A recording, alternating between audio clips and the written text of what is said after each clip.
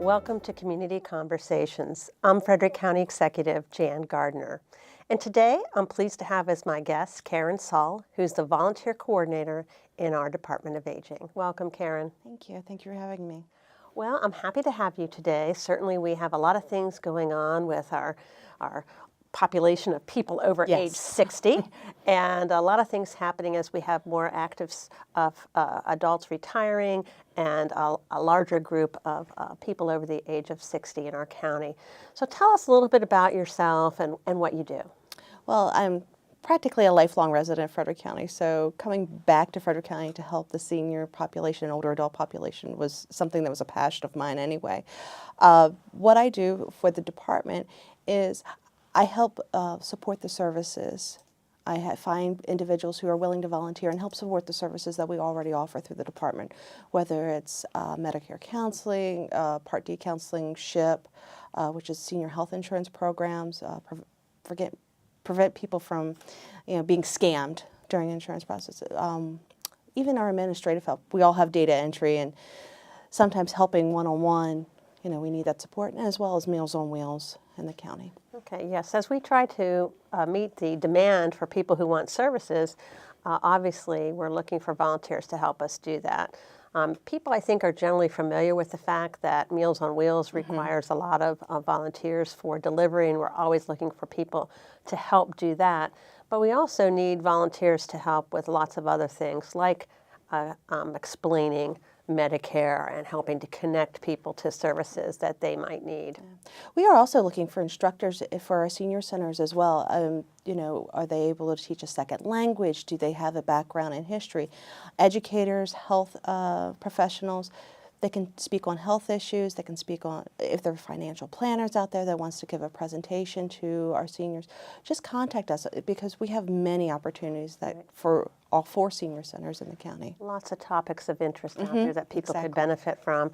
I do really think one of our biggest challenges is if we want to serve our growing population of seniors or older adults, that we engage that active group to really use their life of experience, whether it's work experience or just general knowledge, and bring that information out and share it, because there's a real opportunity there.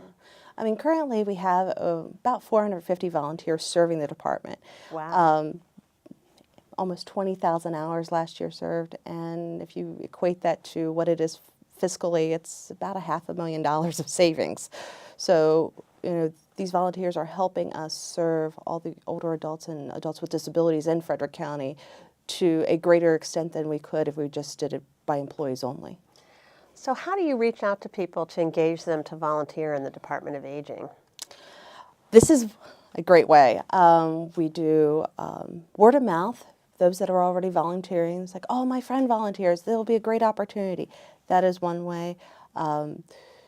People come and it's like, well, I would like to do something, but I don't know what.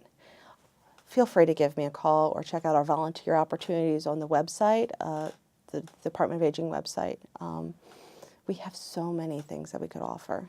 I hear that you're organizing a volunteer fair of some type for the fall. So can you tell us a little bit about that? Yeah, September 22nd, we are hosting our older adult volunteer fair at the Department of Aging on Taney Avenue. What it consists of is not just for the Department of Aging, but we will have a variety of organizations that use volunteers in Frederick County to come in and set up tables like you would at a job fair or something like that.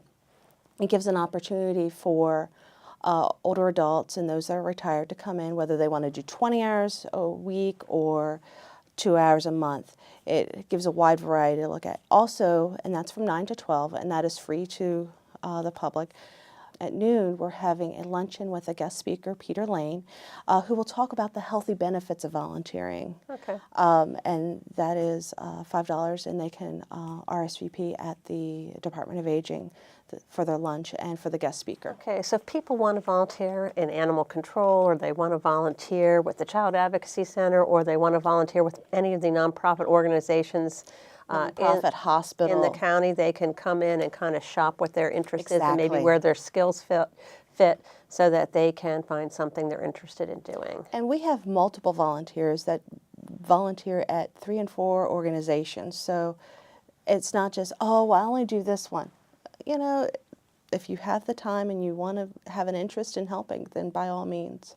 Yeah, well, volunteering is all about you get back more than you give. And so I think there are a lot of people who are interested in volunteering and, you know, not only just serving that community need, but also it's part of socialization, having a greater purpose and really using that lifetime of experience and skills that people have. Yeah, my volunteers will tell you that, you know, they get back tenfold what they get put into it.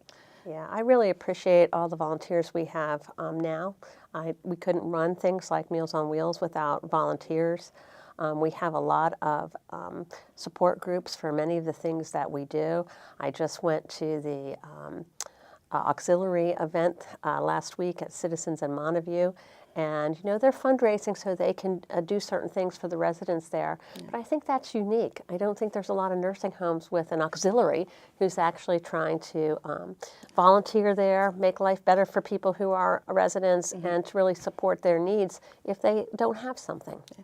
And we just had our recognition event that you were gracious enough to attend, and we appreciate your support of our volunteer group. We had over 100, well, close to 100 people attend our recognition breakfast in honor of what they do, but the community is supportive of that as well. The businesses that donated and supported to recognize what they do for the community.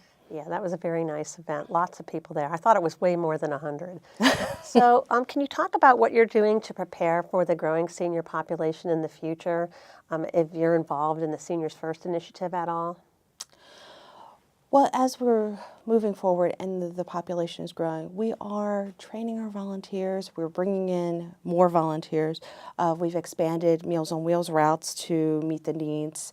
We're continuing to try to expand services and try to expand the volunteer role to maybe a little bit more professional role.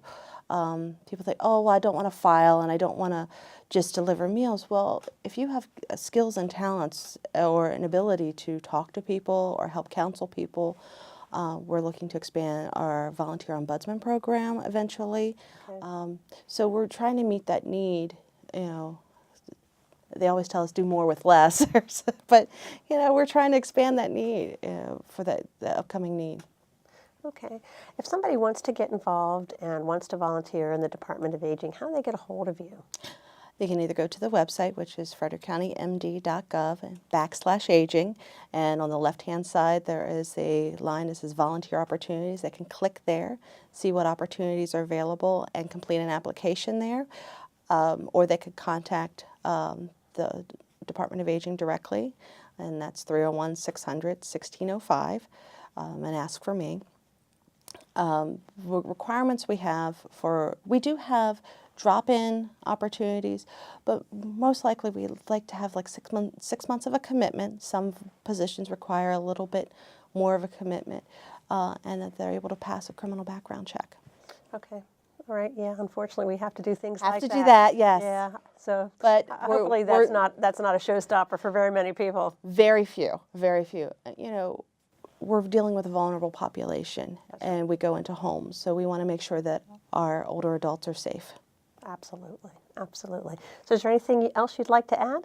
I think we're good. Good. All right. Well, thank you for joining us. I hope you learned a little bit about the volunteer opportunities through our Department of Aging. We are really trying to engage active seniors to help us provide services in the community and to really help share information with others and take advantage of that lifelong experience and expertise that we have in our senior and older adult population. So thank you for joining us, and contact Karen Saul at the Department of Aging if you want to get involved.